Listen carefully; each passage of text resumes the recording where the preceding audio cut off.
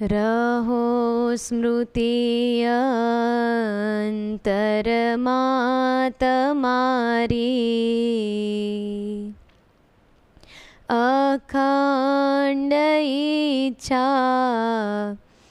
उर एज धारी चरित्र चाही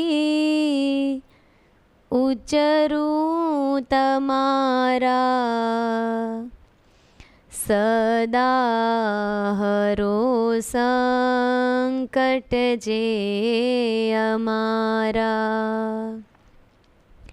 सदा हरो संकट जे अमारा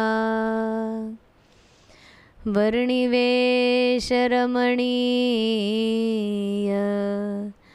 दर्शन मंदहास रुचिराननाम्बुजम्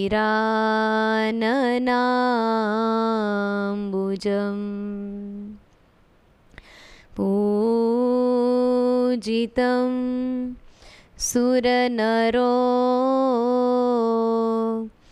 तमेर्मुदा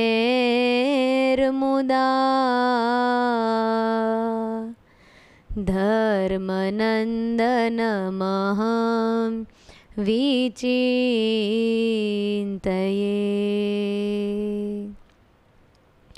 ॐ अवतारिणे श्री स्वामिनारायणाय नमो नमः। श्री हरि कृष्णाय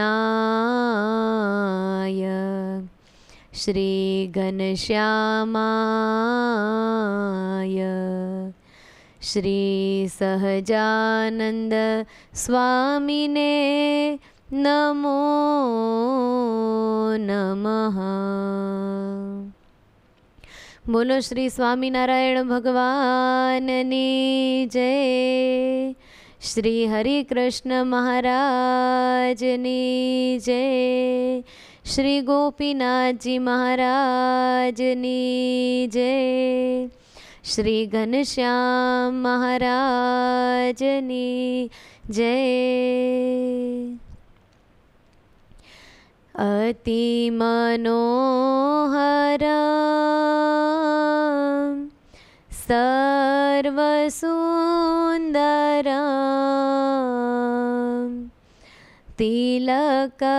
तिलकलक्षण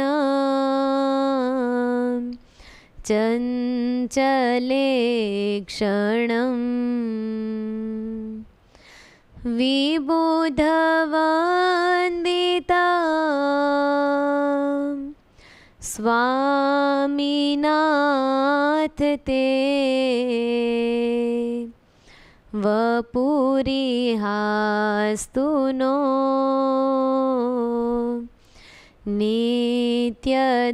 नित्यदर्शने वपुरिहास्तु नो नित्यदर्शने।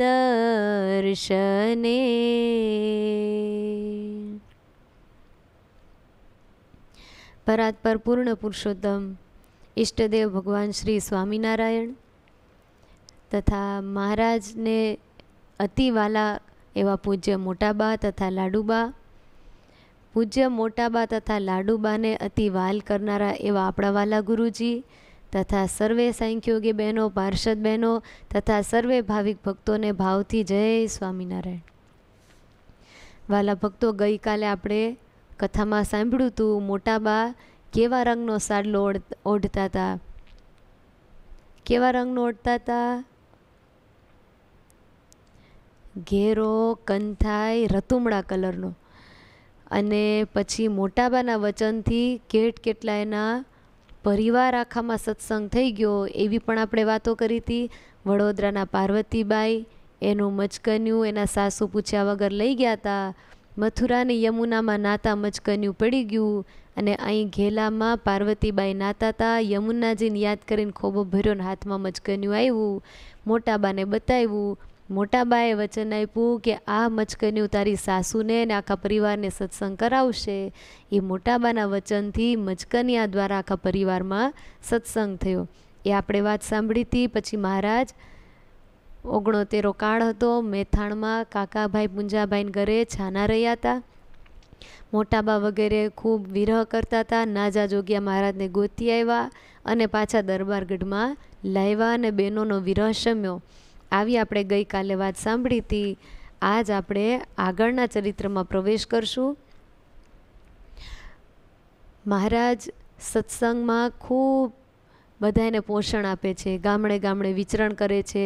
સંતોને પણ ગામડે ગામડે મોકલે છે. સંતો ગામડે ગામડે ફરતા ત્યારે કેટલાય જીવોને દર્શને કરીને સમાસ થઈ જતો, કેટલાયકને સંતોના જીવન જોઈને એમનું વર્તન જોઈને સમાસ થતો, તો કેટલાયને સંતોની વાતો સાંભળીને સમાસ થતો. એમ સંતોના વિચરણથી પણ ખૂબ સત્સંગનો મહારાજે વિકાસ કર્યો. એવી જ રીતે જીવુબા લાડુબા વગેરે બહેનો પણ મહારાજની આજ્ઞાથી ગામડાઓમાં વિચરણ કરી સ્ત્રી ભક્તોને ખૂબ સત્સંગનો સમાસ કરાવતા હતા. એવામાં એક વખત વડોદરામાં મુક્તાનંદ સ્વામીની સાથે કેટલાય વિદ્વાન પંડિતોએ સભા કરી અને એમાં પ્રશ્ન ઉત્તર સ્વામિનારાયણ સંપ્રદાય વિશે કરેલા. અને આપણા સંપ્રદાય વતી એકલા મુક્તાનંદ સ્વામી એમને મહારાજે મોકલ્યા. અને પેલી બાજુ સામે આખી સભા વિરોધાભાસમાં બધાએ પ્રશ્નો ઉપર પ્રશ્ન કરે. મુક્તાનંદ સ્વામી કહે, મહારાજ હું ત્યાં જઈને શું વાત કરીશ, હું તો ત્યાં જઈને એ બધાને પ્રશ્નનો કેમ, આ નિત્યાનંદ સ્વામી જેવા કોઈ પ્રખર વિદ્વાન પંડિત હોય એને મોકલો તો કાંઈ કે એ સામો શાસ્ત્ર પ્રમાણનો જવાબ દે ને બધાના પ્રશ્ન ઉકેલે. મહારાજ મને મોકલો છો, હું ત્યાં જઈને શું કરીશ? મહારાજે કીધું, સ્વામી તમે કરતા હરતા કોને માનો છો? સ્વામી કે, મહારાજ તમને જ માનું છું. મહારાજ કે, તો જાઓ વડોદરા, અમને સંભાળજો અને પછી તમે ખાલી બેસી જાજો, કામ બધુંય અમે કરશું. મુક્તાનંદ સ્વામી તો ભગવાનને પૂરી રીતે કરતા હરતા માનતા હતા. વડોદરા ગયા. એ મંદિરમાં સભા ભરાણેલી, એમાં સામે બધા જ વિદ્વાનો અને આ બાજુ સામે એકલા મુક્તાનંદ સ્વામી. અને મુક્તાનંદ સ્વામી તો બધાએ શાસ્ત્રોની ચર્ચાઓ કરે. એ લોકો અરસપરસ જ હજી વાત કરતા હતા ને સ્વામીએ સંવાદ સાંભળ્યો બધાનો. શાસ્ત્રના પ્રમાણ દઈ દઈને એકાબીજા બધાએ વાતો કરે, ચર્ચાઓ કરે. અને મુક્તાનંદ સ્વામી મનમાં એમ વિચારવા લાગે કે આ બધા ખૂબ વિદ્વાનો છે, મને કાંઈક પ્રશ્ન પૂછશે અને હું તો સત્સંગની સાચવણી માટે એકલો આવ્યો છું.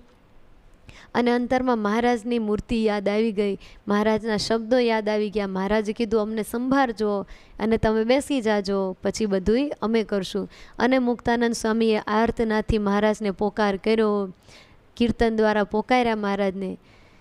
હે વાલા રમ જમ કરતા કાન, મારે ઘેરે આવો ને, મારા પૂરા કરવા કોડ, મારા પૂરા કરવા કોડ, હસીને બોલાવો ને, મારે તમ સંગ લાગી પ્રીત, શ્યામ સુહાગી રે, મેં તો તમ સંગ રમવા કાજ, મેં તો તમ સંગ રમવા કાજ, લજ્જા ત્યાગી રે, વાલા અબળા ઉપર મેર કરજો મોરારી રે, હું તો જન્મો જન્મની નાથ, હું તો જન્મો જન્મની નાથ,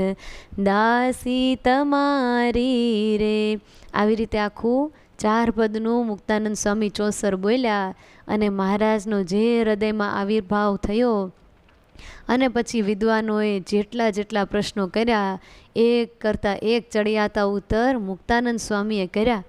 અને સર્વથી શ્રેષ્ઠ અને સટીક જવાબ જેમ જેમ દેતા જાય એમ એમ ઉત્તર ઝાલા એમ સભામાં ડંકા વાગે.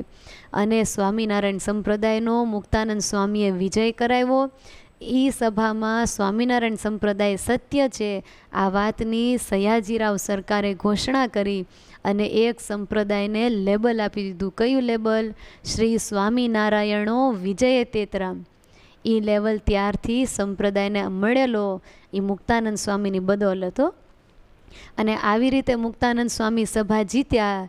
એ વાત, એ ખુશી સમાચારનો પત્ર મહારાજ સુધી ગઢડા પહોંચ્યો.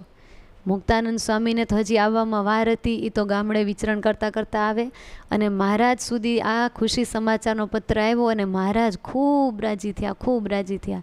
અંતર્યામી પણ એ જાણતા હતા, પણ બધાય ભક્તોની સામે મહારાજે સભા વચ્ચે પત્ર વાંચ્યો. આખી સભાને મહારાજે ખૂબ મુક્તાનંદ સ્વામીને વખાણ કર્યા હો. મહારાજ કે વાહ વાહ, મુક્ત મુનિ એટલે મુક્ત મુનિ. મહારાજે ખૂબ પ્રશંસા કરી. આ તો મુક્તાનંદ સ્વામી જેવા મુક્તાનંદ સ્વામી હો. મુક્તાનંદ સ્વામી સિવાય બીજું કોઈ ગયું હોત તો સભા ન જીતતો. આ તો મુક્તાનંદ સ્વામી ગયા એટલે સભા જીતાણી.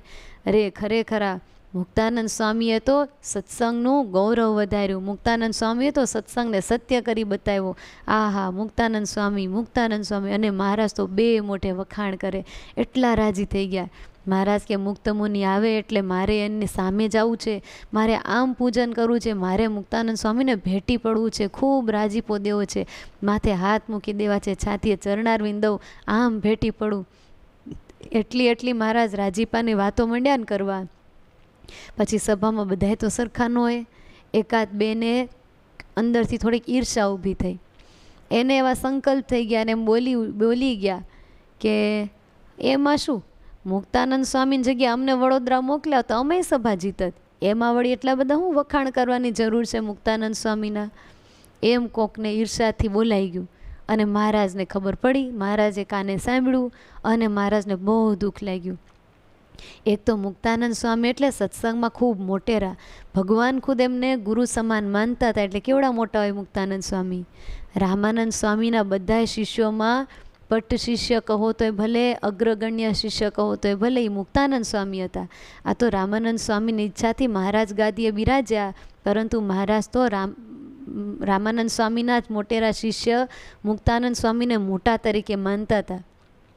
અને ભાઈ રામદાસ સ્વામી એને મોટા માનતા હતા. એમ મુક્તાનંદ સ્વામીનું આટલું ઊંચું લેવલ, વળી સભા જીત્યા, એમના સદ્ગુણોના મહારાજે વખાણ કર્યા, પ્રશંસા કરી. એ સાંભળીને કોઈકને ઈર્ષા થઈ એટલે આવી રીતે બોલ્યા. એટલે મહારાજને ગમ્યું નહીં. મહારાજ કે નાનાને કોઈકને કર્યું હોત તો એમને ન ગમત. આ તો મોટાની આવી રીતે અવજ્ઞા કરી, મોટાનું આવી રીતે બોલ્યા એટલે મહારાજને જરાય સારું ન લાગ્યું. એવા મહારાજ અંદરથી ઉદાસ થઈ ગયા ને. મહારાજે મનોમન નક્કી કર્યું કે હવે અમારે અહીંયા રહેવું નથી, હવે અમારે વનમાં જતું રહેવું છે. એવી ઉદાસી ગ્રહણ કરી. અને પછી મહારાજ કાંઈ બોલે નહીં, હરખું જમે નહીં, કાંઈ કોઈની સાથે કાંઈ હરખો આમ જવાબ ન દે, એમ ઉદાસ રહેવા માંડ્યા. એટલે મોટાબા લાડુબા એ તો મહારાજને દરરોજ જમાડતા હોય. એટલે એકવાર મોટાબાએ મહારાજને કીધું કે મહારાજ, તમે કેમ આટલા બધા ઉદાસ થઈ ગયા છો? કાંઈક અમારી સેવામાં ભૂલ પડે છે? કાંઈક અમારી ભૂલ થઈ હોય તો કહેજો પ્રભુ. હાથ જોડીને કહેવા લાગ્યા, મહારાજ કાંઈક અમારી સેવામાં ચૂક થતી હોય તો જરૂર કહેજો, પણ આવી રીતે આપ ઉદાસ ન થશો. એમ મોટાબા આગ્રહ કરીને પૂછવા લાગ્યા ને તે મહારાજ કે ના મોટાબા, આ તો ઘણા દિવસથી આ સત્સંગમાં રહ્યા છીએ, હવે અમને એવો સંકલ્પ થાય છે કે હવે અમારે વનમાં જતું રહેવું છે, હવે અમારે સત્સંગમાં નથી રહેવું. જીવુબા કે અરે મહારાજ, તમે તો આ સત્સંગના જીવન પ્રાણ છો. અરે મહારાજ, જો પ્રાણ વનમાં જતા રહે તો પછી પાછળ મળદાનું શું કામ છે?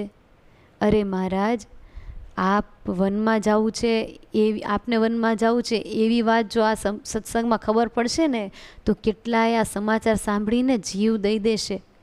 અરે મહારાજ, આપ ક્યાંય જવાના સંકલ્પ ના કરશો. આપની પાછળ કેટલાય જીવો પોતાના દેહ છોડી દેશે. માટે હે હરિ, આપ ઉદાસી ટાળો અને સત્સંગમાં સુખેથી રહો. અમારી કંઈક ભૂલ થતી હોય તો અમને ચોક્કસ જણાવો, અમે એના ઉપર જરૂર સુધારો કરીશું. પણ પ્રભુ, આપ સત્સંગમાંથી જવા માટે ઉદાસ ન થાવ, વનમાં જવાના વિચારો છોડી દો પ્રભુ.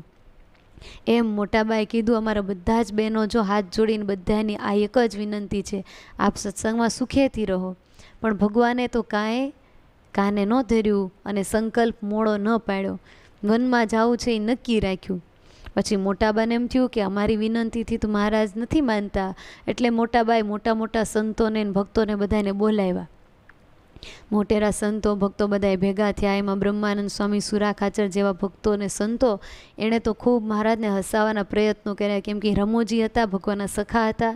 કેટલીક વાતો રમૂજની કરીને હસાવવા પ્રયત્ન કર્યા, પણ મહારાજ તો જરાય મોઢું મલકાયું નહીં. અને પછી મોટેરા સંતો બધા હતા ને, એણે મનમાં એમ નક્કી કર્યું કે મહારાજને સત્સંગમાંથી આમ નામ તો જવા આપણે દેવા નથી. જીવુબાએ ઓરડામાંથી કેવડાવ્યું કે અમે ગઢપુરમાંથી તો મહારાજને નહીં જ જવા દઈએ. જો મહારાજને જવું જ છે એમ 100% મનમાં નક્કી કર્યું જ હોય તો એક પહેલાં મોટો ઉત્સવ કરો, અને એ મોટા ઉત્સવમાં બધા જ મોટેરા સંતો ભક્તો આખા સત્સંગને ભેગો કરો. અને આખા સત્સંગની રજા લઈ, જો આખો સત્સંગ રજા આપે તો મહારાજ ભલે સુખે વનમાં પધારે, અમે બધાએ દેહ ત્યાગ કરી અને મૃગ વગેરે વન પશુઓનો રૂપ ધારણ કરીને અમે વનમાં ફરશું અને મહારાજની સાથે રહેશું. મહારાજને કેવડાવો. એટલે મહારાજને આવું કીધું. મોટેરા સંતો ભક્તોએ સહેમત થયા કે હા, સાચી વાત છે. ગઢપુરથી એકલા ગઢપુરવાસીઓની રજા લઈને જો મહારાજ જાય તો આખા સત્સંગમાં એમ જ વાતું થાય ને કે ગઢડાવાળા મહારાજને સાચવી ન શક્યા. એટલે મહારાજ આ મોટેરી બાઈઓ કહે છે એ વાત સાચી છે. આખો સત્સંગ ભેગો થાય, તમે બધાયની રજા લ્યો અને બધાએ રાજી થઈને રજા આપે તો પછી તમે તમારે સુખેથી વનમાં રહો. અને આમે ઉત્પત્તિ સ્થિતિને પ્રલયના કરનારા તો તમે જ છો. અનંત કોટી બ્રહ્માંડોના નિયંતાય તમે છો. વળી કરતા હરતા સર્વોપરી તમે છો. એટલે આપ જેમ રાજી રહો એમ જ અમે રહેવા તૈયાર છીએ. આપની મરજીમાં ભળવા અમે તૈયાર છીએ. પણ પ્રભુ પહેલાં બધાની રજા, એકલી અમારી રજા અમે તમને ન જવા દઈએ. એમ જ આ વાત કરી ત્યારે મહારાજને મનમાં એમ થયું કે કાંઈ વાંધો નહીં, ઉત્સવ સમયા કરવા એ તો ઠીક છે. મહારાજ કે મોટો ઉત્સવ કરીએ એ તો બરાબર છે, પણ અમને મનમાં એમ થાય છે, સંતો કે શું મનમાં થાય છે મહારાજ કે અમને મનમાં એમ થાય છે કે કેટલાય સંતો અને ભક્તો ગુજરાત બાજુ વિચરે છે, ન્યા રહે છે, તો એટલા બધા અહીંયા કેમ આવે આટલી બધી દૂર? ક્યાંક ગુજરાતમાં કે એ બાજુ ક્યાંક ઉત્સવ કરીએ તો બધા ત્યાં ભેગા થઈ શકે. સંતો ભક્તો કે મહારાજ તમે જ્યાં કહો ત્યાં ઉત્સવ કરીએ, તમે રાજી રહો બસ. મહારાજ કે તો આદરજમાં ઉત્સવ કરીએ તો કેમ થશે? સંતો ભક્તો કે ભલે મહારાજ આપની મરજી, આદરજમાં ઉત્સવ કરીએ અને અમે બધા ત્યાં આવશું, એટલે એ બાજુના બધાને ભેગા થતાં મુશ્કેલી ન પડે ને. એટલે મહારાજ કે સારું. પછી તો મહારાજે મંગલ મુહૂર્ત તરત જ જોડાવી, પત્રિકા લખાવી અને બધે દેશો દેશમાં પત્રિકાઓ વહેતી કરી અને બધાને એમ લખી મોકલાવ્યું કે દિવાળી અન્નકૂટનો ઉત્સવ આ વખતે આદરજમાં છે, તો બધાએ આદરજમાં ભેગા થાજો. સંતો અને ભક્તો બધાએ જ્યાં જ્યાં સંતો વિચરણ કરતા હતા ત્યાંય પત્રિકાઓ જવા દીધી. એટલે બધાને ખબર પડી ગઈ આદરજમાં ભેગું થવાનું છે. આસોવદી પડવાનો દિવસ આવ્યો અને એ આસોવદી પડવાના દિવસે મહારાજ ગઢપુરથી આદરજ જવા માટે તૈયાર થયા. તૈયારીઓ થવા માંડી. માણકી ઉપર પલાણ મંડાણું, બધી જ સાત સામાન તૈયાર થાય છે. ત્યાં તો ગઢપુરવાસીઓને મનમાં એમ થયું કે મહારાજ હવે જાશે, આદરજમાં ઉત્સવ પૂરો થશે, એ બધા સંતો ભક્તો પાસે મહારાજ વાત કરશે અને જો રજા મળી જાય તો ભગવાન તો વનમાં જતા રહેશે, એટલે હવે પાછા અહીં ગઢપુર નહીં આવે. સ્વામિનારાયણ. એમ બધાને મનમાં થઈ ગયું કે હવે આપણને ભગવાનના ફરીવાર દર્શન થાય કે નહીં થાય. એટલે બધા જ આખા ગઢપુરના આબાલ વૃદ્ધ ભાઈઓ બહેનો, વૃદ્ધ બાળકો બધાએ પોતપોતાનું ઘરકામ એમ નામ પડ્યું મૂકી અને ભગવાનને વળાવવા માટે ભગવાનની પાસે ચાલ્યા ગયા છે. મહારાજને વળાવવા માટે બધાએ ઉદાસ થઈ ગયા છો અને બધાના હૃદયમાં એમ થઈ જાય છે કે હવે મહારાજ વનમાં જતા રહેશે તો હવે મહારાજ આપણને ફરી દર્શન ક્યારેય નહીં દે. અરે હવે આપણે મહારાજના દર્શન આ છેલ્લા હશે, એમ બધાએ મનમાં વલવલાટ હાલે છે. આખું ગઢડું ઉદાસ થઈ ગયું છે. ગઢપુરવાસીઓના હૃદય પણ નિરાશ થયા છે અને બધાના હૃદયમાં ખળભળાટ થઈ ગયો છે. અરે હવે પ્રભુ પાછા નહીં આવે એમ કરીને બધાએ મહારાજને વળાવવા ભગવાનની સાથે સાથે ચાલવા માંડ્યા. થોડેક સુધી ચાલ્યા, મહારાજ ઊભા રહી 2-3 ગાંવ સુધી ચાલ્યા. પછી ઊભા રહીને મહારાજ કીધું કે હવે બધા ભક્તો પાછા વળો. તોય કોઈ પાછું વળતું નથી. ત્યાં બધા ઊભા છે. મહારાજની આંખમાં આંખ નાખીને હામો હામ ઊભા છે, હાથ જોડીને ઊભા છે, આંખમાંથી આંસુની ધારાઓ થાય છે, ગળે ડૂમો આવી ગયો છે, બોલાતું નથી. એટલું બધું બધાને દુઃખ લાગે છે. અને હાથ જોડી મહારાજની સામું જોઈ અને બધાય ભક્તો ભગવાનને જોવા માંડ્યા. એમાંથી કોઈ બોલ્યું, હે દયાળુ પ્રભુ, પ્રભુ તમે જ્યાં જાશો ત્યાં અમે આવશું, હવે પાછા અમારાથી નહીં વળાય. પ્રભુ જ્યાં તમે જાઓ ને ત્યાં, તમે વનમાં જાશો તો વનમાં આવશું, ખાડી ટેકરામ જાશો ત્યાં આવશું, જ્યાં તમે જાશો ત્યાં આવશું. પણ મહારાજ તમારા વિના અમે નહીં રહી શકીએ. પ્રભુ આ દેહ ચાલશે ત્યાં સુધી દેહ તમારી સાથે આવશે, દેહ પડી જશે તો અમારો આત્મા તમારો ભેગો આવશે, પણ તમારા વિના અમે નહીં રહી શકીએ. એમ બોલીને બધાએ ખૂબ રડવા માંડ્યા. ગઢપુરવાસીઓનો આવો ભાવ જોઈને મહારાજને દયા આવી ગયો. એમ તો દયાળુમાં પહેલો નંબર મહારાજનો આવે, એટલે પછી દયા તો આવે.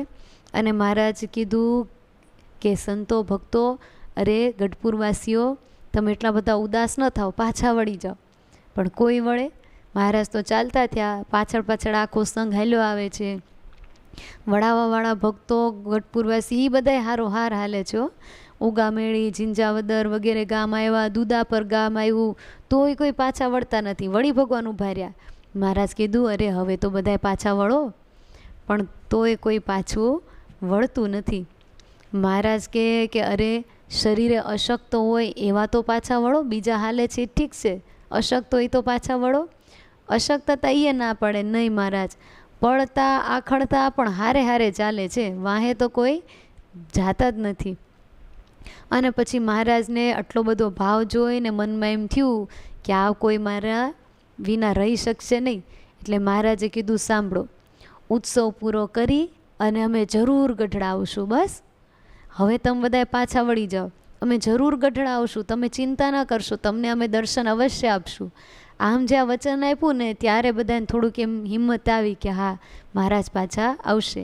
પછી બધાએ પાછા વળ્યા અને મહારાજ આદરજ ગયા છે, આદરજ પધાર્યા.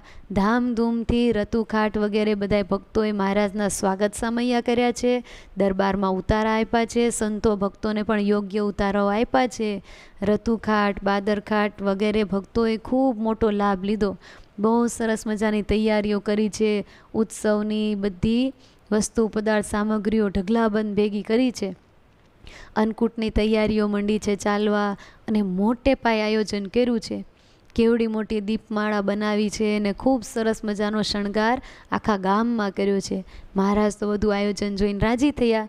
અને એમ કરતાં કરતાં દિવાળીના દિવસો આવ્યા. ગામો ગામથી સંતો અને ભક્તોના સંઘ પણ ભેગા થવા માંડ્યા. એમાં આસો વદ દિવાળીનો દિવસ આવ્યો.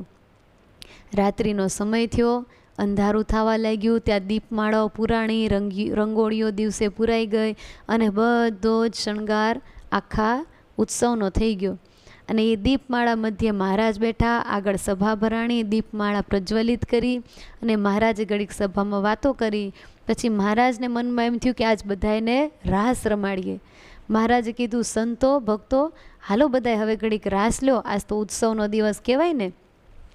એમ મહારાજે બધાને રાસ લેવા માટે પ્રેરણા કરી. ત્યાં તો સંતોને ભક્તોને બધાને મહારાજે ઊભા કર્યા. ગવૈયા સંતો હલીસ્પદના કીર્તનો માંડ્યા ગાવા અને એવી રીતે રાસ જામ્યો. મહારાજ પણ ઊભા થયા રાસમાં, સંતોના મંડળ થયા. કેવી રીતે મંડળ ગોઠવાણા, એટલા બધા સંખ્યામાં સંતો ભક્તો હાજર હતા ને. એક મોટું કુંડાળું સંતોનું કર્યું, એમાં 1000 સંતો. કેવડું મોટું કુંડાળું કર્યું હશે, ખુલ્લી જગ્યામાં ઉત્સવ અને 1000 સંતોનું મોટું મંડળ. અને એની વચ્ચે 500 પરમહંસોનું મંડળ, એની વચ્ચે 400, એની વચ્ચે 100, એની વચ્ચે 4 સદગુરુ અને એની વચ્ચે મહારાજ. આવી સરસ મજાની ગોઠવણ સાથે આખો રાસનો મંડળ તૈયાર કર્યો. ગવૈયા સંતોને મહારાજે આજ્ઞા કરી, સંતો કીર્તન ગાઓ. અને સંતોએ પણ ખૂબ ભાવથી હલીસ્પદના કીર્તનો ગાયા, કહેતા ગરબીઓ વગેરે પદો ગાયા અને મહારાજને રાજી કર્યા. મહારાજને સંતો બધાએ રાસ લીધા. આપણે પણ રાસમાં જોડાઈ જાઓ હારે હારે.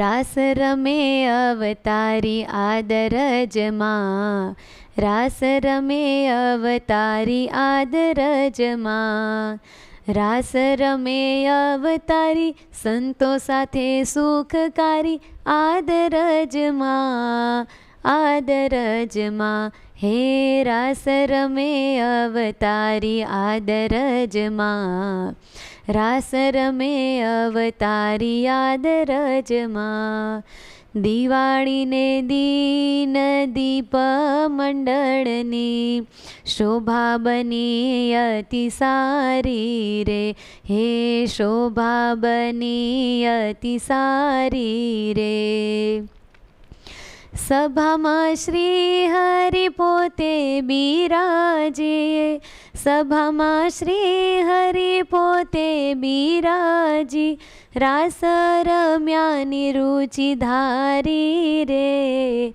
આદરજમાં હે રાસ રમે અવતારી આદરજમાં રાસ રમે અવતારી આદરજમાં રાસ રમતી મૂર્તિના ધ્યાન કરજો કેવું મંડળ હશે ને કેવા મહારાજ રાસ લેતા હશે સંતોની સાથે સાધુનો વેશ ધરી મુક્તો ઉતરિયા સહુની સુરત એક ધારી રે હે સૌની સુરત એક ધારી રે એટલે અક્ષરધામમાંથી મુક્તોય રાસમાં જોડાઈ ગયા અને બધાના ચહેરા એક હરખા લાગે કેમ કે મુક્તો બધા એક હરખા જ હોય અને સંતોના રૂપ લઈ લઈને મુક્તો આમાં ભળી ગયા એટલે આટલા બધા સંતો છે 1000 સંત પહેલા મંડળમાં ગાવે હલીસ પદ ભારી રે હો ગાવે હલીસ પદ ભારી રે તેની અંદર ફરે પરમહંસ 500 તેની અંદર ફરે પરમહંસ 500 સૌની છબી છે ન્યારી રે આદરજમાં હે રાસ રમે અવતારી આદરજમાં રાસ રમે અવતારી આદરજમાં હે રાસ રમે અવતારી સંતો સાથે સુખકારી આદરજમાં હે આદરજમાં રાસ રમે અવતારી આદરજમાં રાસ રમે અવતારી આદરજમાં આવી રીતે મહારાજ સંતો ભક્તોની સાથે રાસ રમ્યા ખૂબ આનંદ કર્યો અને પછી દિવાળીનો દિવસ પૂરો થયો બીજે દિવસે અન્નકૂટનો દિવસ આવ્યો ત્યારે વહેલી સવારથી અન્નકૂટની ગોઠવણી શરૂ થઈ ગઈ સંતો ભક્તો બધા જ એમાં લાગી ગયા મહારાજ પણ ઊભા ઊભા નિરીક્ષણ કરે છે નિર્દેશ આપતા જાય છે આ વસ્તુ અહીંયા મૂકો ઓલી વસ્તુ ત્યાં મૂકો એમ મહારાજની દેખરેખ નીચે સરસ મજાનો અન્નકૂટ ગોઠવાણો છે ખૂબ સરસ મજાના અન્નકૂટની વચ્ચે વચ્ચે ફળો મૂક્યા છે ક્યાંક ક્યાંક ફૂલના ગુચ્છા મૂક્યા છે ક્યાંક ક્યાંક વચ્ચે દીવીઓ મૂકી છે આવું બહુ સરસ મજાનું ગોઠવણ કરી છે મહારાજ આ બધું જોઈને ખૂબ રાજી થયા મહારાજે અન્નકૂટની આરતી ઉતારી છે સંતો ભક્તો અન્નકૂટના પદો બોલ્યા છે અને પછી મહારાજ આરતી ઉતારી અન્નકૂટ ઉત્સવ પૂરો થયો પ્રથમ મહારાજને અન્નકૂટ જમાડ્યો છે પછી મહારાજ જમી અને સંતો ભક્તોની પંગત પાડીને મહારાજે બધાની અન્નકૂટની પ્રસાદી પીરસીને જમાડી છે આવી રીતે ધામધૂમથી આદરજમાં અન્નકૂટનો દિવાળીનો ઉત્સવ થયો અને ઉત્સવ પૂરું થયો મહારાજે બધાને ખૂબ દર્શનનો અને વાતુનું સુખ આપ્યું રતુખાટ અને ભાદરખાટે બહુ મોટો લાભ લીધો મહારાજનું પૂજન કર્યું ભેટો અર્પણ કરી અને પછી ઉત્સવમાં આવેલા દેશો દેશના જે ઘણા બધા સંઘો એને મહારાજે આજ્ઞા કરી કે હવે તમે બધાએ પોતપોતાના દેશમાં જતા રહ્યો અને મોટેરા હોય એ બધા અહીંયા રોકાવ ગામ દીઠ જે મોટેરા હોય સંતોમાં ભક્તોમાં બધાને ભગવાને રોક્યા અને બીજા બધાને રજા આપી દીધી એટલે બધાએ મહારાજના દર્શન કરીને વિદાય થયા અને મુખ્ય હરિભક્તો હતા એ બધા રોકાણા મોટા સંતો મુખ્ય હરિભક્તો એ બધાની પછી સભા થઈ અને જે મહારાજ આટલા દિવસથી મનમાં નક્કી રાખ્યું હતું કે હવે અમારે વનમાં જતું રહેવું છે એ મહારાજ હવે મીટિંગમાં વાત કરવાના છે મીટિંગ ભરાણી મહારાજે સભા વચ્ચે વાત કરી મહારાજ કીધું કે હવે અમારે વનમાં જતું રહેવું છે, હવે અમારે આ સત્સંગમાં નથી રહેવું. જ્યાં આવી વાત કરી, તમે બધા અમને રજા આપો એટલે અમે અત્યારે જ જતા રહીએ, હવે અમારે નથી રહેવું. આવું કોઈ સાંભળે એટલે કોઈનો જીવ હાથ રહે? અને એ સંતો ભક્તોને તો જાણે આભ ફાટ્યો હોય એવું દુઃખ લાગ્યું. કેટલાયનો તો મૂર્છા આવી ગઈ, કેટલાય ચોધાર આંસુએ રોવા લાગ્યા. અને બધાએ ત્યાં જીવબા, લાડુબા વગેરે બહેનો, ઉત્સવમાં આવેલા બીજા બધાય બહેનો, બધાએ આમ ધ્રુસકે રોવા લાગ્યા, ખૂબ રડ્યા. અને મહારાજને પ્રાર્થના કરવા માંડ્યા, પ્રભુ આપ વનમાં ન જાઓ, પ્રભુ આપ વનમાં ન જાઓ. હે દયાળુ પ્રભુ, આપને અમે દયાના સાગર કહીએ છીએ, દિલના દરિયાઓ કહીએ છીએ. પ્રભુ દિલમાંથી દયા ન તજશો મહારાજ, કૃપાનાથ કેમ કૃપા તજો છો? હે દયાળુ, આપ રોકાઈ જાઓ, આપ વનમાં ન જાશો. અરે સંતો એમ કહેવા લાગ્યા કે મહારાજ, તમારે માટે તો મેં ઘર છોડ્યું છે, તો હવે આપ અમને કેમ તર છોડવા તૈયાર થયા છો? મહારાજ, આપને માટે તો અમે ઘર બાર વગેરે બધું ત્યાગીને આવ્યા છીએ, દુનિયાના મેણા અમે સહન કર્યા છે, તો હે પ્રભુ, આપ અમને જ છોડીને જતા રહેશો? શું અમારી સાથે આટલી જ પ્રીતિ કરવાની? એમ બધા સંતો કહે છે. હો મહારાજ, આપની જેમ આજ્ઞા છે એમ અમે વર્તશું, આપ જેમ કહો એમ અમે કરશું. અમારી ક્યાંક ભૂલ થતી હોય તો અમને જરૂર બતાવો, અમે ભૂલ સુધારશું. આપની આજ્ઞા પ્રમાણે જ અમારો એક એક શ્વાસ કરી દેશું, પણ અમને મૂકીને આપ વનમાં ન જાઓ. એમ બધાએ મહારાજને ખૂબ પ્રાર્થના કરી કે હે પ્રભુ, અમારો શું એટલો મોટો વાંક આવ્યો કે તમે અમને આટલો મોટો અમારા ઉપર કોપ કરો છો, અમને મૂકીને જતા રહ્યો છો? કાંઈક અમારા વર્તનમાં ચૂક પડી હોય, કાંઈક અમારાથી આજ્ઞા પાળવામાં ફેર પડી ગયો હોય તો અમે મુખમાં ઘાસ લઈને આપને નમન કરીને માફી માંગીએ છીએ. પ્રભુ અમારા ગુનાહ માફ કરો. હે દયાળુ, એટલી તો દયા લાવો. એમ બધા હરિભક્તો દિલગીર થઈને લડીને સંતો અને ભક્તો બધા પગે લાગે છે, માફી માંગે છે. વનમાં ન જાશો પ્રભુ, વનમાં જવાનો સંકલ્પ બંધ રાખો. એમ બધા કહેતા જાય છે, રડતા જાય છે. એ વાલા સંતો ભક્તો બહેનો બધાને આટલું બધું રોતા ને આક્રંદ કરતા જોયા ને, તે મહારાજથી રહેવાનું નહીં. મહારાજને દયા આવી ગયો. મહારાજ પછી અત્યાર સુધી રહસ્ય ખોલતા નહોતા ને, શું કામ વયું જવું છે તે અત્યારે મહારાજ હવે દયા આવીને તે મહારાજ હવે વાત કરે છે. મહારાજ એમ કહે છે કે જુઓ સંતો ભક્તો બહેનો સાંભળો, સત્સંગ તો અત્યારે બહુ વધ્યો છે, પણ સત્સંગ વધ્યાની સાથે અંદર ક્યાંક ઈર્ષા છે. એમ મહારાજ બોલે એટલે બધા એમ સચેત થઈ ગયા, ઈર્ષા? આપણી વચ્ચે ઈર્ષા ક્યાંથી આવી? મહારાજ કે હા સાંભળો, વચ્ચે અંદર ક્યાંક થોડીક ઈર્ષા આવી છે, એ અમને જરાય ગમતી નથી, એટલે અમે કુરાજી થયા છીએ, એટલે અમને સત્સંગ મૂકીને જતું રહેવાનું મન થયું છે. અરે સંતો ભક્તો, માન અભિમાન ઈર્ષા રસાસ્વાદ વગેરેને કાઢો, મોટાની મર્યાદા રાખો. કેમ કે મુક્તાનંદ સ્વામી મોટેરા એના વિશે જ આવું બોલ્યા હતા ને, એટલે મહારાજ કહે છે મોટાની મર્યાદા રાખો, માન અભિમાન ઈર્ષા રસાસ્વાદ વગેરે કાઢો. અંદર ખાનેથી ઈર્ષાને તરછોડો, એને કાઢો. અમને જો રાખવા હોય તો મોટા સંતોની આજ્ઞામાં રહેવું પડશે. અને સૌ હાથ જોડીને બોલ્યા મહારાજ તમે કયો એમ કરશું, તમે કયો એના દાસ થઈને રહેશું. કદાચ તમે નાના હોય ને એને મોટા કરીને કહેશો તો અમે એની આજ્ઞામાં રહેવા પણ તૈયાર છીએ, પણ પ્રભુ આપ વનમાં જવા માટે ન ઉદાસ થાવ. મહારાજ તમે કયો એના દાસ થઈએ, પણ આપ રાજી રહો. આપ જેમ રાજી એમ અમે જીવન જીવશું, પણ પ્રભુ કૃપા કરીને વનમાં ન જાશો. આમ કીધું ને ત્યારે મહારાજ કીધું બસ અમે કીધું એટલું કરો, એટલે અમે વનમાં જવાનો સંકલ્પ બંધ કરીએ. લ્યો, મહારાજ આપણને કેવો મોટો સંદેશો આપે છે. એની મરજી જણાવી મહારાજે કે અરસપરસ ઈર્ષા થાય એ ભગવાનને જરાય ગમતી નથી. મહારાજે જુવા મુક્તાનંદ સ્વામીના વખાણ કર્યા અને એમાં બીજાને ઈર્ષા આવી તો કેટલા મહારાજ ઉદાસ થઈ ગયા. ઘડીક ઉદાસ થઈને બસ પાછા ફ્રેશ થઈ જાય એમ નહીં. આ તો સંતો ભક્તોને રાજી રાખવા, સુખ આપવા, આનંદ ઉત્સવ કરે, રાસે લીધો, બધું જ કર્યું, વાતુંય કરી, જમતા હતા, બધું જ કરતા હતા, પણ અંદરથી હૃદયની ઉદાસી ભગવાનની ટળી નહોતી. શું કામ? મહારાજને વાલા એવા સંતની ઈર્ષા કોકે કરી, સાચા સંતની, એટલે મહારાજને એ ન ગમે. મહારાજને જો રાજી કરવા હોય તો આપણે એકાબીજા અંદર ઝીણી સરખી ઈર્ષા હશે ને તો એ મહારાજને ગમશે નહીં હો. કર્યા કરાયા બધા જ સાધન આપણા ફેલ થઈ જશે. માટે કોઈ દિવસ અરસપરસ ઈર્ષા તો રહેવા જ દેવી નહીં.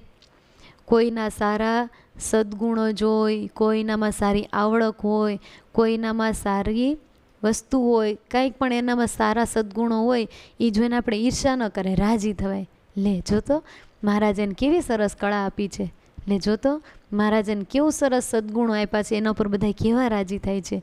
એનાથી આપણે શીખવા પ્રયત્ન કરીએ. નારદજી જેવી ઈર્ષા કરવા ન કીધું મહારાજે વચનામૃતમાં.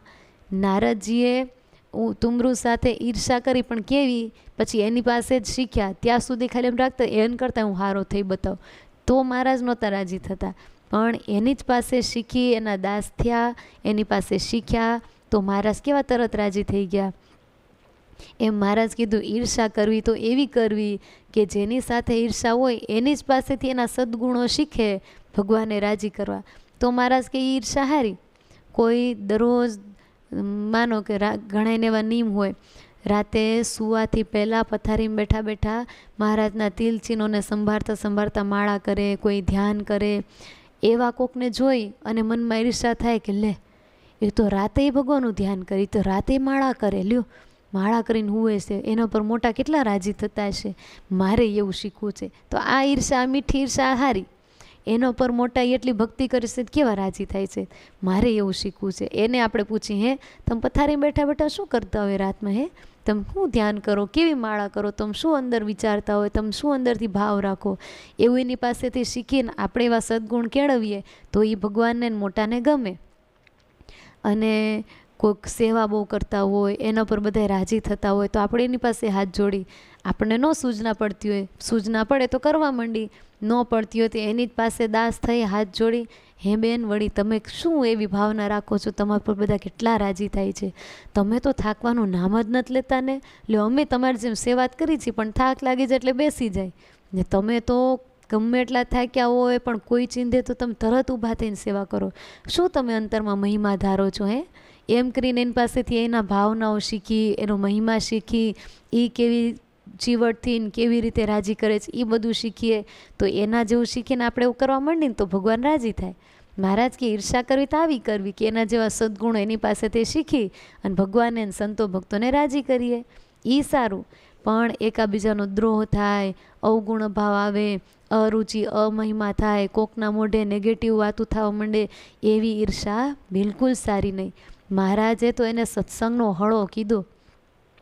મહારાજ કે સત્સંગમાં આવી રીતે અત્યારે આમ જોયું તો ખૂબ સત્સંગ વધ્યો છે, પણ અરસપરસ જો આવી ઈર્ષા થતી હોય તો ભગવાનને એ વસ્તુ જરાય ગમતી નથી. એટલે મહારાજને જો રાજી કરવા જ હોય, આ બધું આપણે શેના માટે કરીએ છીએ, ભગવાનને રાજી કરવા. માળા કરી, પૂજા પાઠ કરી, નિયમ ધર્મ પાડી, સત્સંગ કરી, આ શેના માટે, ભગવાન રાજી થાય એના માટે. તો ભગવાન રાજી કરવા માટે જ બધું કરીએ છીએ. અને એમાં જરીક એવી બાબત કાંઈક અંતરમાં એવી આવે કે જેનાથી ભગવાન કુરાજી થાય અને આપણું કરાયું બધું પાણીમાં મળી જાય, તો એ નાની એ વસ્તુને શું કામ આવવા દેવી પડે. તો આ ઈર્ષા એવી છે, દેખાય નહીં, ઝીણી ઝીણી રીતે અંદર પ્રવેશ કરી જાય પણ અંદર આવીને એવું કામ બગાડી દે. માટે કોઈ દિવસ ઈર્ષા કરવી નહીં. આપને ખબર કેમ પડે કે મારા અંદર ઈર્ષા આવી? ઘણીવાર આપણે કાંઈ બોલતા ન હોય, કાંઈ અવગુણ કોઈની મોઢે કાંઈ કહેતાય ન હોય, તો કેમ ઓળખવી? તો પૂજ્ય બેને એકવાર શીખવાડ્યું હતું, ઈર્ષા કેમ ઓળખાય. કોકના વખાણ થતા હોય, કાં કોકની ઉપર કોઈ રાજી થતા હોય, કાં કોકનું સારું થતું આપણે જોઈએ કે સાંભળીએ, અને જો આપણું અંતર જીરીક સરખું એ ઝાંખું પડી જાય ને તો માનવાનું કે મારા અંતરમાં ઈર્ષા ઊભી થઈ. હજી કાંઈ શબ્દ દ્વારા નથી આવી, હજી એના બહુ વિચારો એ નથી આવ્યા, પણ અંતર થોડું થોડું ઝાંખું પડવા માંડે ને એટલે માનવાનું કે મારા અંતરમાં ઈર્ષાનો પ્રવેશ થઈ ગયો છે. અને જો એ જાણપણું આપણે રાખીને ત્યાં કટ કરી, ભલે ને એના પર રાજી થાય, કેવું સારું, એનેમાં આવા સદ્ગુણ છે એટલે જ રાજી થાય છે. એ આવી રાતને દી એક કરીને સેવા કરે છે ત્યારે જ રાજી થાય છે, લે તું એ કર, એમ કરીને પોતાનો ઉપદેશ દઈને તરત ત્યાં સાવધાન થઈ જાય ને તો ઈર્ષા મોઢું ન કાઢી શકે, ત્યાં મૂર્છિત થઈ જાય અથવા તો નાશ પામી જાય. પણ વાલા ભક્તો, ઈર્ષા મહારાજને ગમતી નથી. 100 વાતની આ એક વાત. એટલે આ ચરિત્ર ઉપરથી આપણને જાણવા મળે છે કે મહારાજને ઈર્ષા નથી ગમતી, અદેખાઈ નથી ગમતી, એટલે આપણે પણ કોઈ દી આવું કરવું નહીં. ઈર્ષા અદેખાઈથી ભગવાન આપણને બચાવે એ ભગવાનના ચરણમાં પ્રાર્થના છે. વળી આ ચરિત્ર આપણને આવો મોટો સંદેશ દઈ ગયો તો વાલા ભક્તો આપણે આ શીખીઓ. એવી કહેવત છે કે સ્ત્રીઓને ઈર્ષા બહુ થાય, તો આપણે આ કહેવતને સાવ નાબૂદ કરી દેવી છે. બધાને એવું ન હોય, આ તો પહેલેથી એવી કહેવતું હાલી આવતી હોય, પહેલાં ક્યારેક એવું થતું હશે, પરંતુ આપણે મેણાને ભાંગી નાખવાનું છે. હવે આપણે સમજણા થયા, સત્સંગ કરવા લાગ્યા, દરરોજનો દરરોજ સંતોનો યોગ હોય, આ ભક્તોના શાસ્ત્રોના સંતોના શાસ્ત્રોના યોગ થાય, એનાથી આપણામાં હવે એટલી સમજણ તો ફેર પડવી જ જોઈએ કે આપણા અંદર એવા દુર્ગુણ હોય તો હવે એ ન આવે. અને આવેલા આપેલા એવા બધા દોષો અંદર આવી ગયા હોય, એનાથી આપણે કેટલા એના દ્રોહ આપણાથી થઈ ગયા હોય, અભાવો ગુણ આવી ગયા હોય, ઈર્ષાઓ કોકની થઈ ગઈ હોય, તો જેની થઈ હોય આપણે યાદ આવે એ બધાએ પાસે જઈને માફી માંગી લઈએ. માફ કરજો, એકવાર મારાથી તમારો આવો સંકલ્પ થઈ ગયો હતો, એકવાર મને તમારા પર આવી ઈર્ષા આવી ગઈ હતી, એકવાર મને તમારો આવો અવગુણ આવી ગયો હતો, પણ હવે મને સમજણ આવી ગઈ છે આવું ન કરાય, આ વસ્તુ આમ હોય, માફી માંગી લેવી તો છૂટી જાય, શબ્દથી જ છૂટી જાય. અને જો એમ નહીં છૂટીએ ને તો અંતકાળે એની ભરપાઈ કરતાં મોઢે ફીણ આવી જશે તો એની ભરપાઈ થશે નહીં, કેમ કે ભગવાનને અવગુણ્યો ગમતો નથી.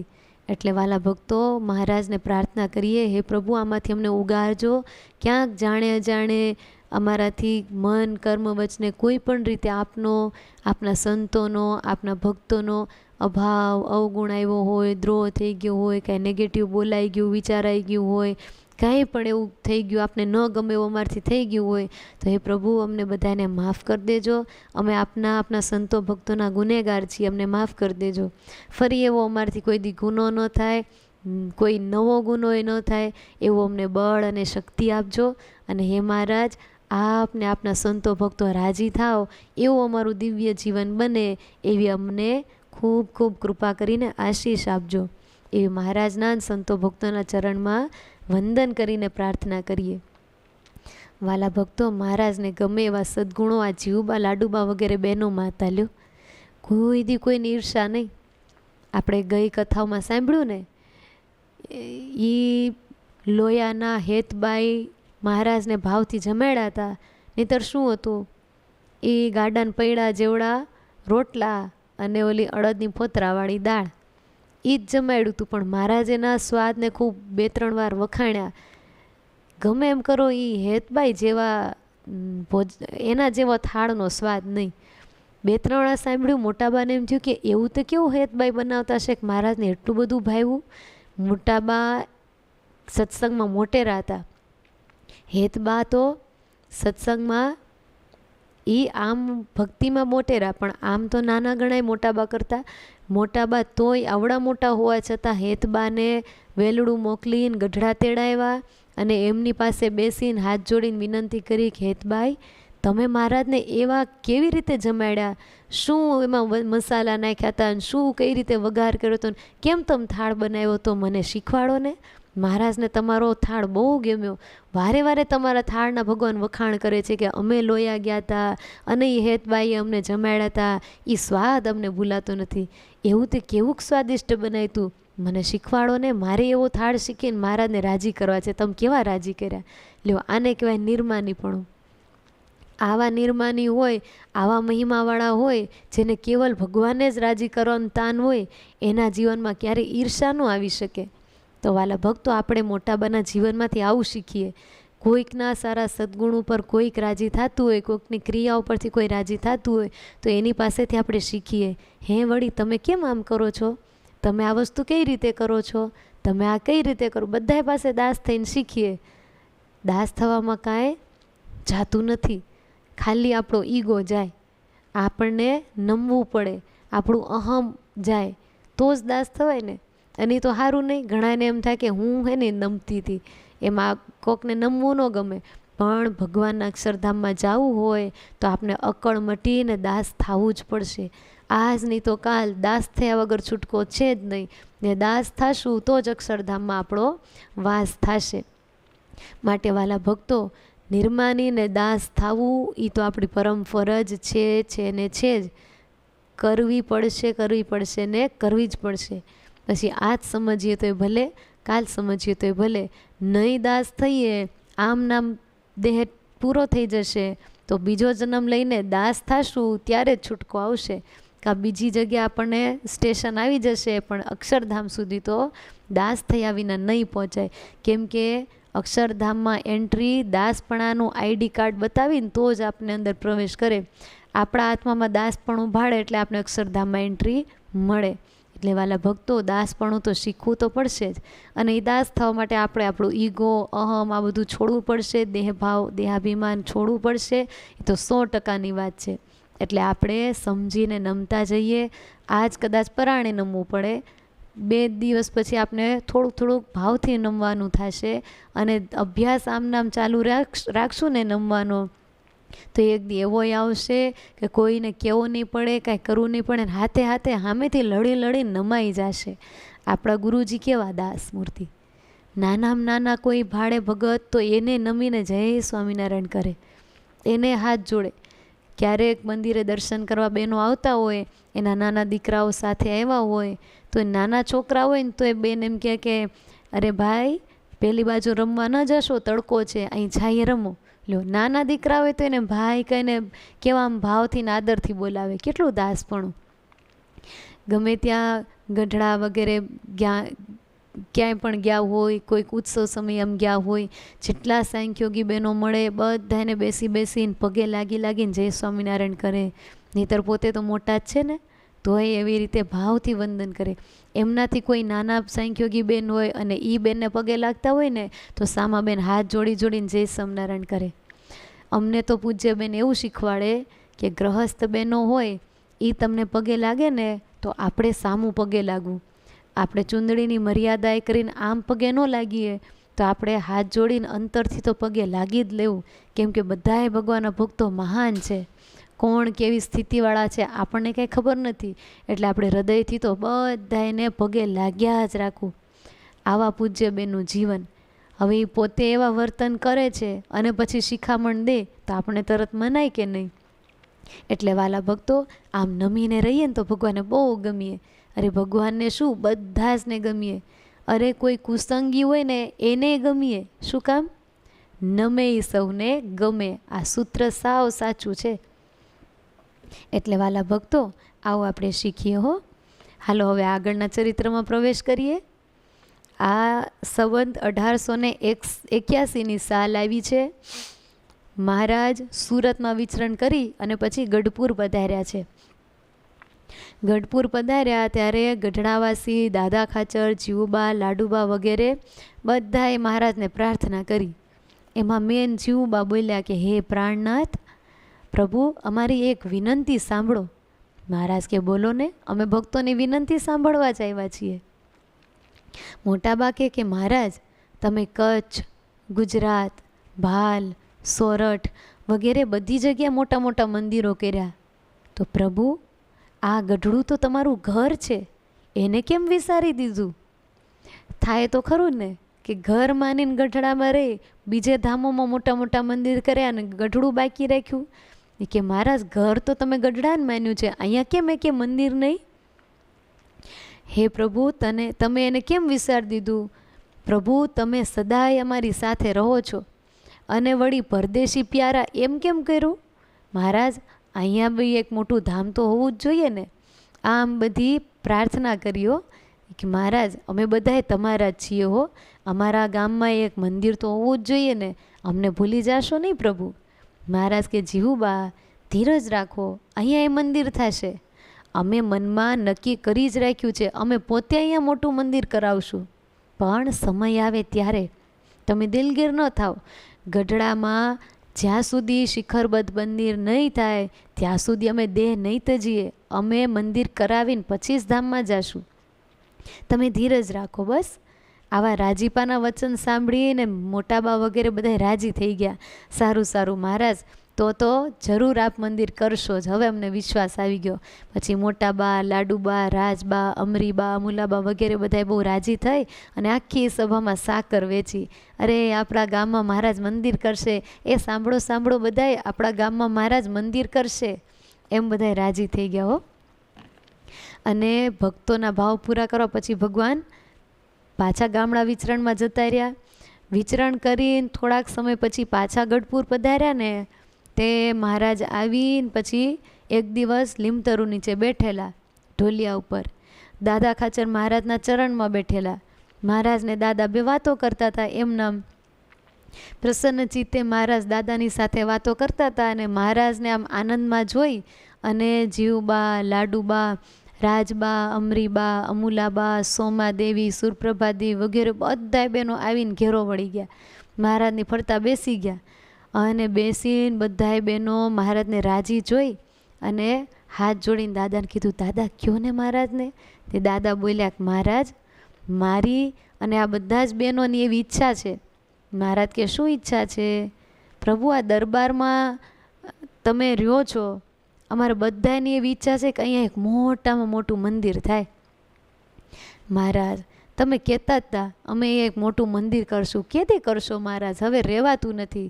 મહારાજ મંદિર કરો ને વળી. કારણ કે કચ્છ, ગુજરાત વગેરેમાં મોટા મોટા મંદિરો થઈ ગયા.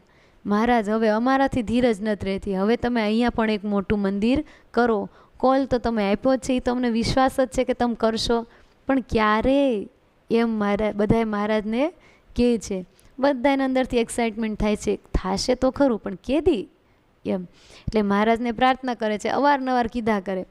દાદા ખાચર કે મહારાજ આ બહેનોએ મને કીધા કરે કે મહારાજને કયો ને મંદિર કેદી કરશે, મહારાજને કયો ને મંદિર કેદી કરશે. પછી જીવુબા બોલ્યા, હા મહારાજ આ દાદો સાચું કહે છે. અમે દાદાને વારે વારે કીધા કરી કે મહારાજને ક્યારે ખંભાળતા થો, કેદી મંદિર કરવું છે. અરે પ્રભુ આ ગઢડા છે એ સત્સંગનું મૂળ છે. અત્યારે બધી જ રીતે અહીંયા બધું જ સાનુકૂળ છે.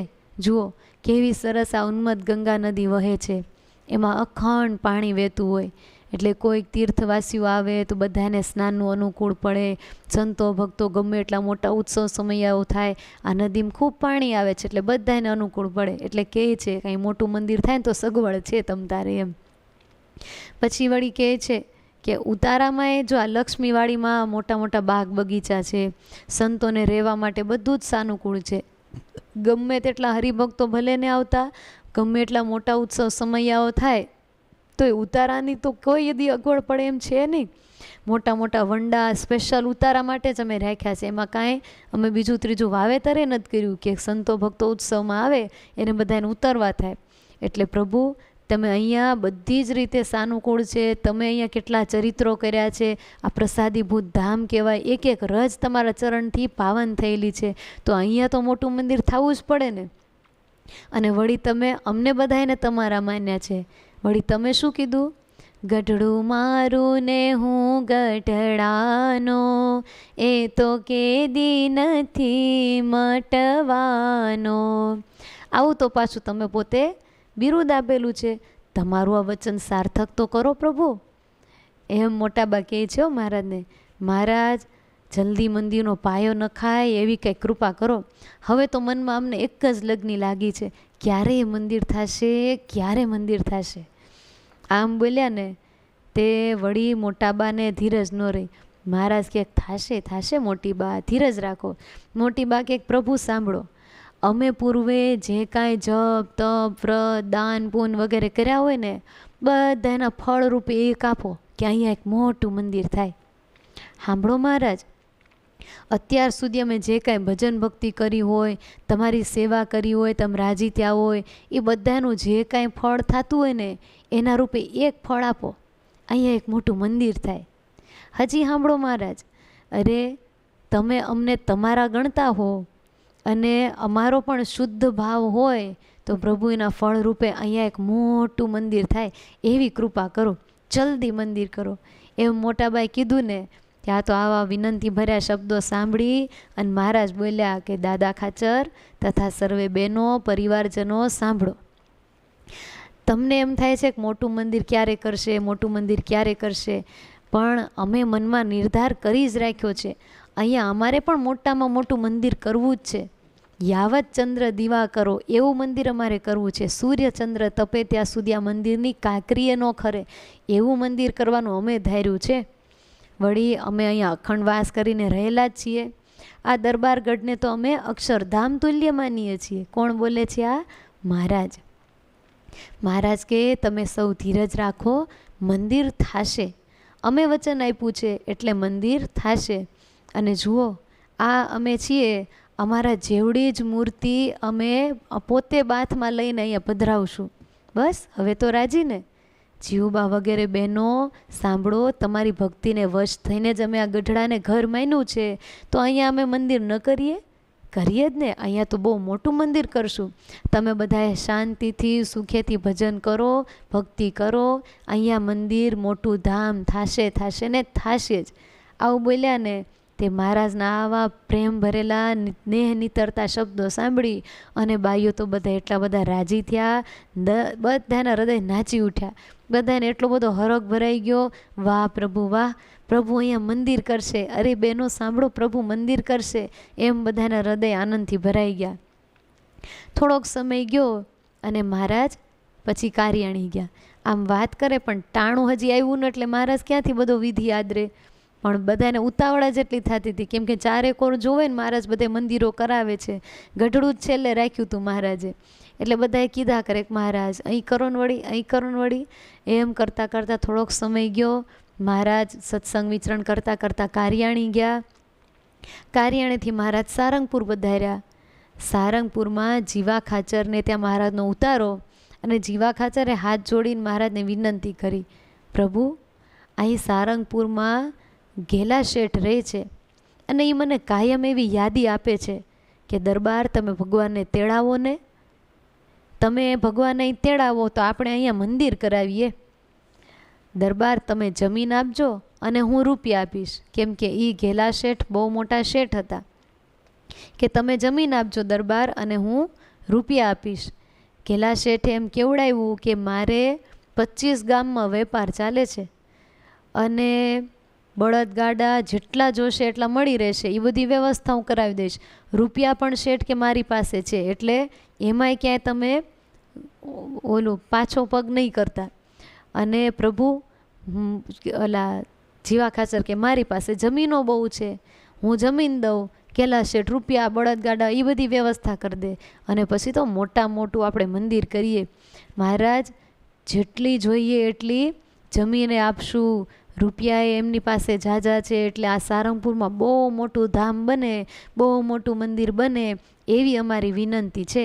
માટે પ્રભુ દયા કરીને અહીંયા એક મોટું મંદિર કરો ને, આવી અમારી ઈચ્છા છે. આવું જીવા ખાચરે વાત કરી. આવી મહારાજની સાથે ત્યાં વાત થાય છે. એ વાત વાયુ વેગે જીવુબાને ખબર પડી ગઈ. વાત ક્યાં થાય છે? સારંગપુરમાં. ખબર ક્યાં પડી ગઈ? ગઢડામાં. કોઈ વ્યક્તિ સંદેશો લઈને કહેવા ગયું એમ નહોતું, પણ મોટી બા નિરાવરણ દ્રષ્ટિવાળા હતા. મહારાજ કઈ બાજુ છે, કોની સાથે બેઠા છે, શું વાતચીત કરે છે, એ બધી જ મોટા બાને ખબર હોય. અને એને ખ્યાલ આવી ગયો કે સારંગપુરમાં જીવા ખાચર મંદિર કરવાની વાતો કરે છે અને મહારાજ જો હા પાડી દેશે ને ત્યાં મંદિર આદરશે તો આપણું ગામ પાછું રહી જશે.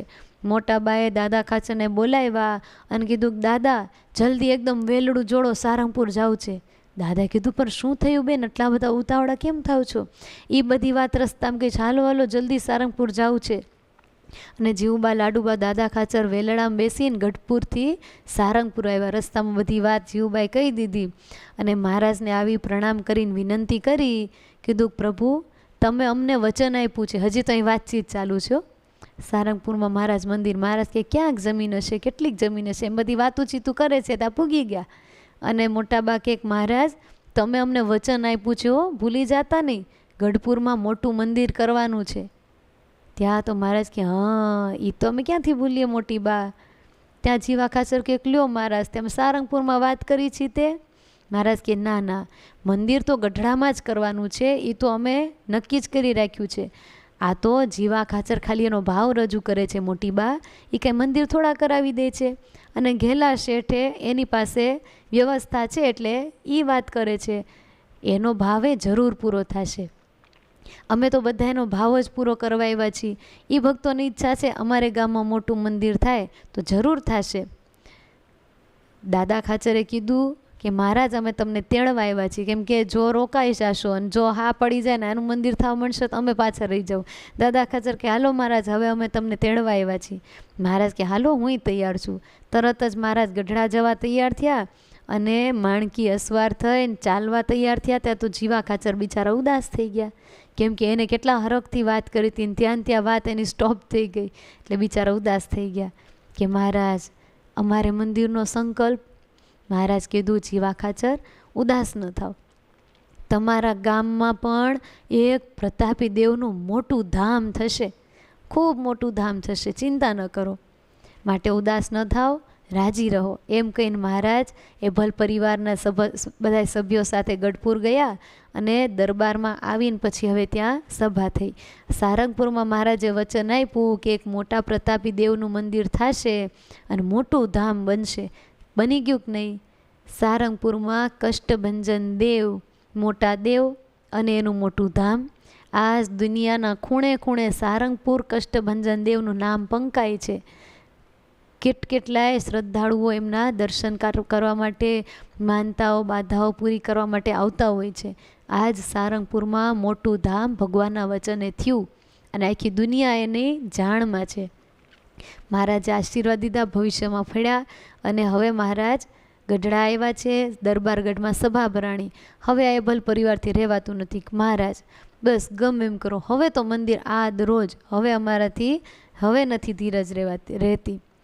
દરબારગઢમાં મહારાજને કહે છે આ બધો જ દરબારગઢ પ્રભુ તમારો છે. જે બાજુ જે જગ્યાએ જ્યાં તમને મંદિર કરવું એ કરો. તમે તમારે બધા જ ઓરડા પડાવી નાખો અને બધું જ તોડી ફોડીને અહીંયા મંદિર કરો તોય ભલે, અમે બધા પરિવાર સહિત ક્યાંક બહાર રહેવા જતા રહીશું, પણ મંદિર કરો. આટલી બધી તૈયારી બતાવીને મહારાજ રાજી થઈ ગયા. મહારાજ કે દાદા અમારે એવો વિચાર છે કે આ દખણાદા બારના ઓરડા તોડીને ત્યાં સુધી મંદિર કરીએ. દખણાદા બારના ઓરડા પાચુબાના હતા. પાચુબા તરત જ સભામાં ઊભા થઈને બોલ્યા કે મહારાજ મંદિર કરવું હોય તો એ ઓરડા બધા જ તમને કૃષ્ણાર્પણ કર્યા. મહારાજ રાજી થઈ ગયા. ધન્ય હો એભલ પરિવાર, તમારા સમર્પણ ભાવને ખરેખર ધન્યવાદો.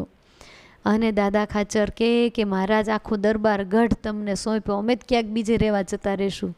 આવો ભાવ જોઈ મહારાજ કે એટલે જ અમે દાદા અહીંયા રહ્યા છીએ. પછી મહારાજે દક્ષિણાદા બારના ઓરડા પડાવ્યા અને એ જગ્યાએ મહારાજે ખાતમુહૂર્ત કર્યું. મંદિરનું ખાતમુહૂર્ત થયું અને બધાએ રાજી થઈ ગયા કે આ હા ખાતમુહૂર્ત થયું, હવે શરૂઆત થઈ જશે. હવે હૃદયમાં ધીરજ આવવા માંડી કે હવે મંદિર ખરેખરું થશે, કેમ કે ખાતમુહૂર્ત થઈ ગયું. જોતામાં તો વિમાન આકારે મંદિર બની ગયું અને નારાયણજીભાઈ પાસે મહારાજે મૂર્તિ બનાવડાવી. નારાયણજીભાઈને મહારાજે કીધું અમારું સ્વરૂપ સેમ એવી જ હાઈટ, સેમ એવી જ પુષ્ટ, એવો જ માપ, એકે એક રોમે રોમનો માપ લઈને તમે મૂર્તિ ઘડો. અને નારાયણજીભાઈ સુતાર તો ખરેખરા કલાકારો. એ મહારાજનો અંગો અંગનું માપ લેતા જાય, મહારાજને સામે જ બેસાડે અને સામે જ મૂર્તિ મહારાજે પોતાની નજર સામે મૂર્તિ ઘડાવી છે. મહારાજ ઓસરીએ ઢોલિયો, ઉતરાદા બારનો ઓરડો ઓસરી છે ને, ત્યાં મહારાજ ઢોલિયે બેસે અને નારાયણજીભાઈ એ ઓસરીમાં જ મૂર્તિ ઘડતા હોય. મહારાજના અંગો અંગનું માપ લેતા જાય ને મૂર્તિનું ઘડતર કરતા જાય. પછી સાંજ પડવા આવે એટલે એ ઉતરાદા બારના બે ઓરડા છે, એની વચ્ચે એક નાની ઓરડી છે ને એની અંદર મૂર્તિ ઢાંકીને મૂકી દે. વળી બીજે દિવસે કામ ચાલુ કરે ત્યારે પાછી એમાંથી મૂર્તિ બહાર ઓસરીમાં લે અને વળી પાછું ઘડતર કામ ચાલુ કરે. એવી રીતે નારાયણજીભાઈ પાસે મહારાજ મૂર્તિ બનાવડાવે છે. મૂર્તિ હવે પૂરી થવા જ આવી છે, થોડુંક જ રહ્યું હતું, શિખાનું થોડુંક એવું કામ બાકી હતું. ત્યાં મહારાજને ક્યાંક બહાર જવાનું થયું એટલે મહારાજે નારાયણજીભાઈને કીધું તમે મૂર્તિ અત્યારે ઢાંકીને અંદર મૂકી દો, અમે બહારથી આવીએ પછી પાછું ચાલુ કરશું. અને એ નારાયણજીભાઈએ મૂર્તિ ઉતરાદા બારની વચ્ચેલી ઓરડી છે એમાં મૂકી દીધી અને મહારાજ 12 ગામ ગયા. મોટી બાને મનમાં એમ થાય કે મૂર્તિ કેટલીક થઈ હશે, પૂરી થવા આવી હશે કે નહીં. અને એને મનમાં એમ થાય છે કે કેટલીક અધૂરી હશે, જરાક લાઈને જોઈ આવું. મૂર્તિ પૂરી થાય પછી જ પ્રતિષ્ઠાન વિધિમાં મુહૂર્ત મહારાજ લેશે ને. એટલે એમ કરતાં મોટાબા એક દી જોવા ગયા અને એ ઓરડી ખોલી ને કપડું આમ ખોલીને જ્યાં મૂર્તિ જોઈને ગોપીનાથજી મહારાજની, મોટાબાનો સ્પર્શ થતાં એમાં પ્રાણ પુરાઈ ગયા. ગોપીનાથજી મહારાજની મૂર્તિ આમ ખોલીને જોયું તો એ સ્વરૂપ મહારાજનું મોટીબાની સામે આમ આંખ્યું પટપટાવે ને દાંત કાઢે. અને મોટીબા જોઈને રાજી થઈ ગયા, અરે આવી ઐશ્વર્યધારી મૂર્તિ. તરત જ કપડું ઓઢાડી દીધું ને પોતે પાછા જતા રહ્યા. અને પછી બીજે દિવસે મહારાજ આવ્યા.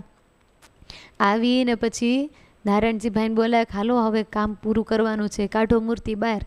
મૂર્તિ બહાર કાઢી અને મૂર્તિમાં આમ ટાંચણું આમ અડાડવા ગયા ને ત્યાં તો માથામાંથી લોહી નીકળ્યું. નારાયણજીભાઈ હેપતાઈ ગયા, કરે આ શું? મહારાજે કીધું કે કોઈ કે મૂર્તિ જોઈ છે. મહારાજે બધાને બોલાવ્યા, પૂછ્યું જીવુબા કોઈ આ મૂર્તિ જોઈ હતી? ત્યારે જીવુબાએ કીધું કે મહારાજ એ તો મેં જ જોઈ હતી. મને એમ થયું જોઉં તો કેટલીક મૂર્તિ બાકી છે, તો તમે પ્રતિષ્ઠાનો મુહૂર્ત ક્યારે લેશો? એમ કરીને મેં વળી આમ ખોલીને જોયું હતું. મહારાજ કે બસ તમે અડ્યા ને એટલે આમાં પ્રાણ પુરાઈ ગયા. કેવા મોટી બા છે લ્યો. અને પછી મહારાજ કીધું, નારાયણજીભાઈ હવે રહેવા દો, જેવી છે એવી મૂર્તિ આમ નામ જ પ્રસ્થાપિત થશે. એટલે ગોપીનાથજી મહારાજની શિખા જોજો, ગોળાકારે નથી, આમ ચોરસ જેવો આકાર છે. શું કામ? એનું ઘડતર હજી બાકી હતું. મોટાબાએ સ્પર્શ કર્યો એટલે મૂર્તિ પ્રતિષ્ઠા અંદર પ્રાણ પુરાઈ ગયા. મહારાજ કે હવે એમાં ગોપીનાથજી મહારાજ આવી ગયા છે, હવે એને કાંઈ ટાંચણા અડાડાશે નહીં, એટલે એમની શિખા એવી રીતે છે, ગોળ નથી. અને પછી મહારાજે એ મૂર્તિનું એવી રીતે કામ પૂરું કરાવ્યું. જીવુબા લાડુબા વગેરે કીધું કે મહારાજ હવે કાંઈક પ્રતિષ્ઠાનો તમે વિધિ કરવાની તૈયારી કરાવડાવો, કેમ કે અમારે તો મોટે પાયે ઉત્સવ કરવો છે. મહારાજ કે મૂર્તિ પ્રતિષ્ઠાનો ઉત્સવ તો બહુ મોટો થશે, તમે તમારી તૈયારીમાં રહેજો. કેમ કે ગામડેથી શહેરોથી મોટા મોટા સંઘ આવશે. વડતાલ, અમદાવાદ વગેરેમાં જેવા મોટા સંઘો આવ્યા હતા એ કરતાંય મોટા સંઘ આવશે. એટલે વિશેષ તૈયારી રાખજો. હજાર વિદ્વાનો આવશે, બ્રાહ્મણો આવશે, મોટો સમયો થશે, સાધન સામગ્રી વગેરે જાજુ જોશે હો, એટલે તૈયારીમાં રહેજો. મોટાબા કે મહારાજ તમે મુહૂર્ત જોડાવો પ્રતિષ્ઠાનો, એટલે અમે મંડીએ ઝટ તૈયારીઓ કરવા. અને પછી મહારાજે તો મુહૂર્ત જોડાવા માટે રામચંદ્રભાઈ જોશીને બોલાવ્યા. મુહૂર્ત જોડાવ્યું અને એને મંગલ મુહૂર્ત આપ્યું. સંવત 1885ની સાલમાં આસો સુદ 12ને દિવસે પ્રતિષ્ઠાનો શુભ મુહૂર્ત નક્કી થયું છે. દરબારગઢમાં વાજિંત્રો વાગ્યા, ગોળદાણા વેચાણા, કંકોત્રીઓ લખાણી, દેશ વિદેશમાં મોકલાવી. અને એ કંકોત્રીઓ દેશ વિદેશમાં ગઈ. બધાના હૃદયમાં આનંદ થયો કે જે ધામને ભગવાને પોતાનું ધામ ગણ્યું એ ધામમાં આજે મૂર્તિ પ્રતિષ્ઠા થવા જઈ રહી છે. મોટા બા વગેરે બહેનોના અંતરમાં પણ ખૂબ હરખ થયો. સેવા કરવાવાળા તો અગાઉથી તૈયાર હતા, ખાલી વાટ જ જોતા હતા. ગંગામાં વગેરે બધાએ બ્રાહ્મણ બહેનો જે રસોઈમાં પારંગત હતા એ બધા વહેલા આવી ગયા. અગાઉથી મંડ્યા બધી તૈયારીઓ કરવા. અનાજ વગેરેના સામગ્રીઓના ઢગલા મંડ્યા થવા. ખૂબ સેવા બધાએ કરી. મોટા ધામધૂમથી ઉત્સવનું આયોજન થયું. મહારાજે ગોપીનાથજી મહારાજનું સ્વરૂપ વિધિ સહિત બાથમાં લઈને ગોપીનાથજી મહારાજની મૂર્તિ પધરાવી અને કીધું કે અમે ને ગોપીનાથજી મહારાજમાં રોમ માત્રનો ફેર નથી. એમ મહારાજે સ્વહસ્તે મૂર્તિ પ્રતિષ્ઠા વિધિ કર્યો. પ્રતિષ્ઠાની આરતી ઉતારી. સર્વત્ર જય જયકાર થઈ ગયો. દાદા ખાચર વગેરે પરિવારજનો ખૂબ રાજી થઈ ગયા. જીવુબા લાડુબાને પણ ખૂબ અંતરથી આનંદ થયો, કેમ કે જે ઘડીની વાટ વર્ષોથી જોતા હતા એ આજ પૂરી થઈ. બોલો ગોપીનાથજી મહારાજની જય. આવી સુંદર રમણીય મૂર્તિ પધરાવી. ગઢપુર છબી ગોપીનાથજીની, પ્રભુ પધરાવી છબી તથા રવિની. આવી રીતે ગોપીનાથજી મહારાજનો પ્રસંગ પૂરો થયો. અને પછી મહારાજે બધાને ભેગા કરી અને મીટિંગ કરી. હવે મીટિંગમાં શું વાત કરી એ આપણે આવતીકાલે સાંભળીશું. તો અત્યારની કથાને હવે ભગવાનના મંગલ નામ સાથે પૂર્ણ કરીએ. સ્વામી નારાયણ નારાયણ નારાયણ, સ્વામી નારાયણ નારાયણ નારાયણ, સ્વામી નારાયણ નારાયણ નારાયણ, સ્વામી નારાયણ નારાયણ નારાયણ, સ્વામી નારાયણ નારાયણ નારાયણ, સ્વામી નારાયણ નારાયણ નારાયણ, સ્વામી નારાયણ નારાયણ નારાયણ. સહજાનંદ સ્વામી મહારાજની જય.